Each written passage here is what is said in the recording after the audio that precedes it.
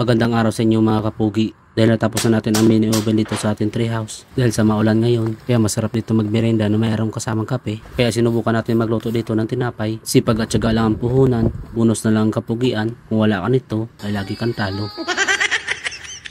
At pag akyat kulit dito ng bundok, ay medyo pabugso-bugso dito ang ulan.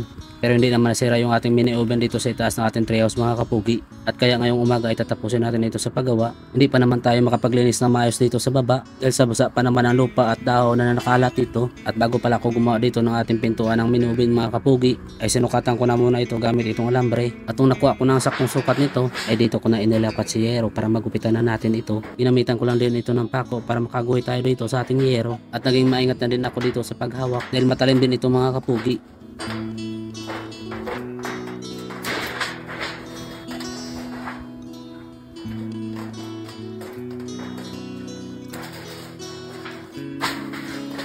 At nung natapos ko na itong gupitan, ay dinala ko na muna ito sa ating mini oven para makita kung tama ba itong ating pagkakasukat. Ang yero pala natin ginamit dito mga kapugi ay galing pa ito sa nasirang kubo. Ito din kasi yung sinaping ko nung gumapa ko doon ng lutuan. Para lumapa talaga itong ating yero dito sa ating mini oven, ay binawasan ko lang ng kaunti ang lupa dito sa harapan para ang init sa loob mga kapugi ay hindi ganong makalabas.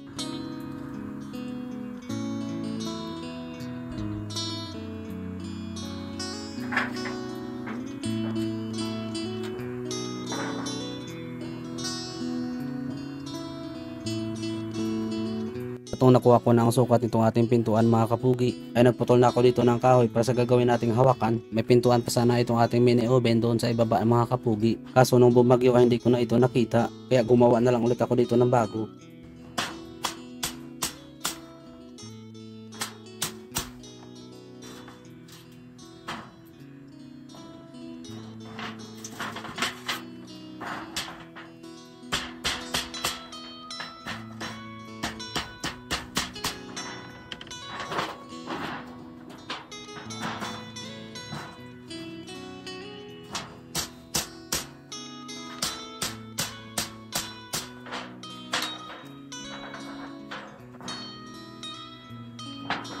Pagkatapos kong gumawa ng ating hawakan, ay dinala ko ulit ito sa ating mini oven para mailagay na natin ito mga kapugi. Pero bago yun ay binawasan ko ulit ng kaunti itong ating lupa para walang ganong sumingaw na usok dito sa ating pintuan.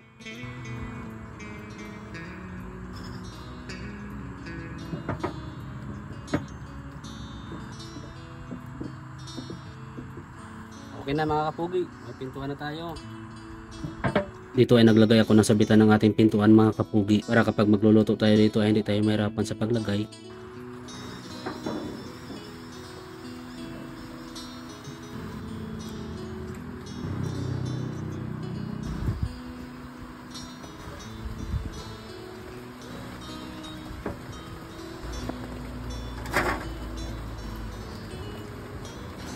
Pagkatapos kong gumawa dito ng pintuan, ay sinunod ko naman ang paglagay dito ng butas na magiging daanan ng usok ng ating mini oven. Maliit lang din na butas yung aking inilagay dito mga kapugi. Nasakto lang na makakalabas ang usok ng ating pinagagatungan.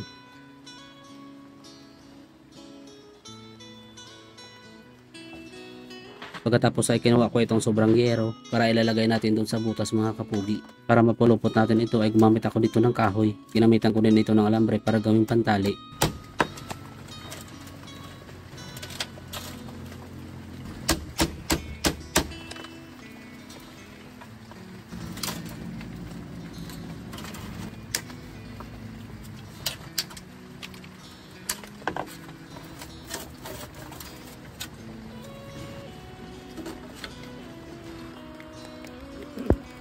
Habang gumagawa ko dito mga kapugi, ay patuloy naman dito ang pagbuhos ng ulan. Pero dito sa pinapwistuhan ng ating mini oven, ay hindi naman ito natutuluan o nababasa ng ulan. Puwera na lang kung may malakas na hangin na may kasamang tubig mga kapugi.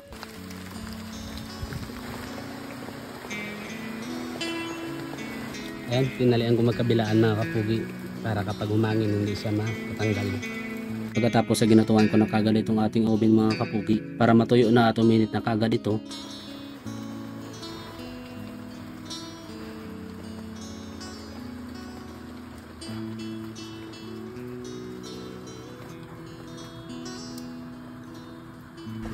Ngayon mga kapugi ay maglilinis na tayo dahil magluluto tayo dito ng pandesal. At hindi pa tayo makapaglinis dito sa ating paligid mga kapugi dahil basa. Hindi na naman natin ito magagatungan dahil kaya nga basa.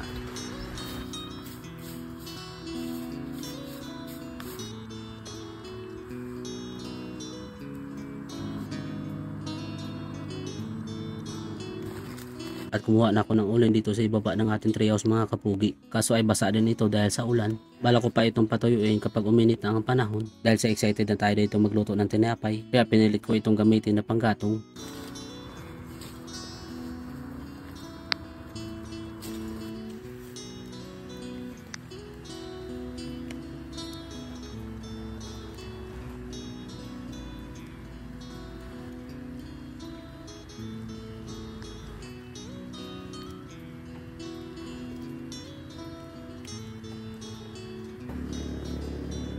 Nagugas tayo mga kapugi.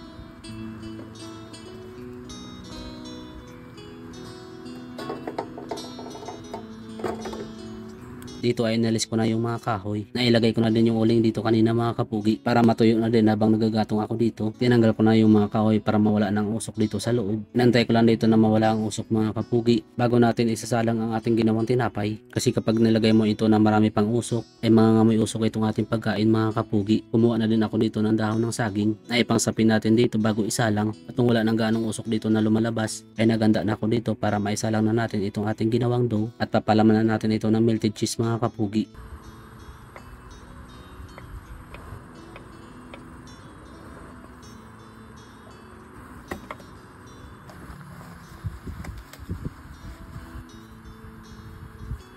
Dahil mag-isa lang pala tayo dito kakain mga kapugi, kaya kalahati lang nando yung aking niluto dito dahil hindi naman natin ito mauubos at yung kalahati naman ay lulutuin ko na lang ulit doon sa ating bahay.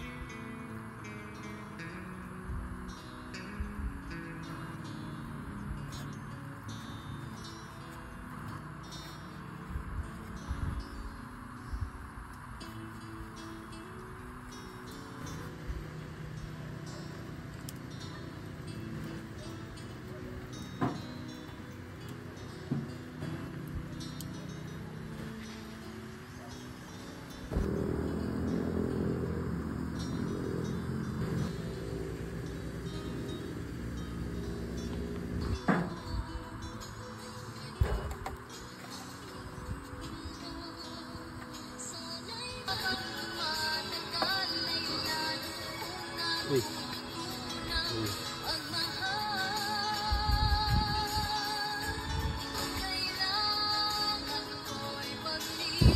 Ay, pinapay na tayo mga kapugi. Makapag-merinda na tayo dito.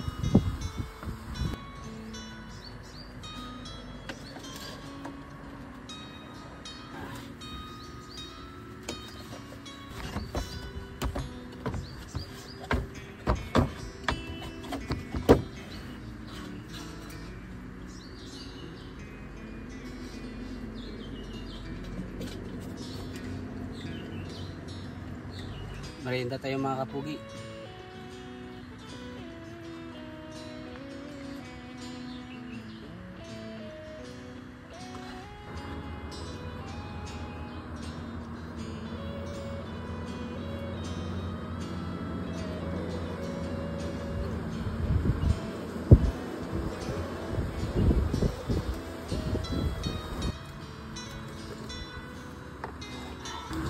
Balay kulang yung pagkakaluto natin mga kapugi dahil sa basa yung uling natin dahil sa basa ng ulan. Pero at least nakapagluto pa rin tayo dito ng tinapay. Okay naman siya. Kaso gusto ko yung umalsa talaga siya. Kaso ito hindi ganong umalsa pero luto na siya mga kapugi.